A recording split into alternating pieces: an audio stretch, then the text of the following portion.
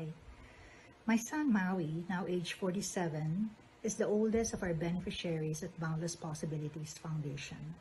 And unfortunately, he did not have the wider scope of services that are now available for neurodivergent persons. He was first diagnosed with aphasia. It's a language disorder in the US at age 7. And he was put in a class of about 4 to 5 students with similar challenges, where they used a regular curriculum, but with a speech specialist as teacher. His teacher explained that he had good cognitive skills and that he could even go on to college. Unfortunately, when we came back to Manila 2 years after, we did not find a similar school setup. Maui went to 5 different schools, but none produced the desired result. Most of the schools put together students of varying disabilities and capabilities and peg lessons at the level of the slowest learner. Maui was even made assistant teacher at one point. Another school had a good teacher-student ratio, but it turned out that most of the students had behavioral problems and had to pull out Maui because just a few months after, his vocabulary became dotted with cuss words. We went to several specialists and therapists, each time waiting for long months to get an appointment and incurring significant costs. Therapy was not sustainable, not only because of the high costs, but also because Maui easily became bored with the methods that were used.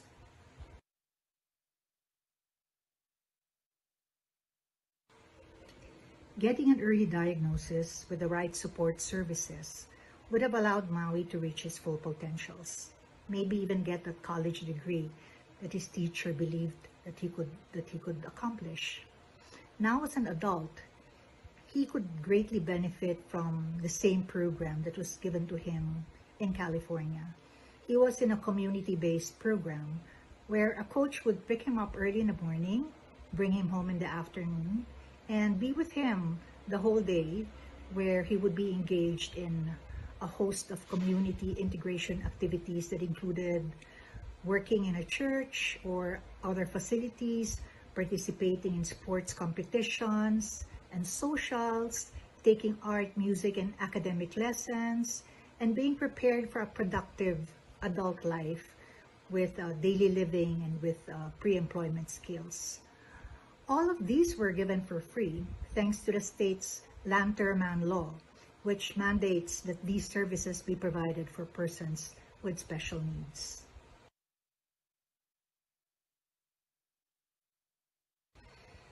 Getting neurodivergence to be included in the Philippine Registry of Persons with Disability is an essential start.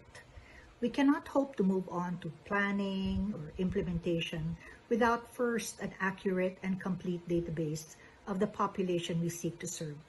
We need to be able to clearly distinguish each PWD according to their unique disability and capability. Neurodevelopmental persons vary significantly from persons with just physical disabilities, and persons with autism even have varying needs and capabilities, depending on where they are.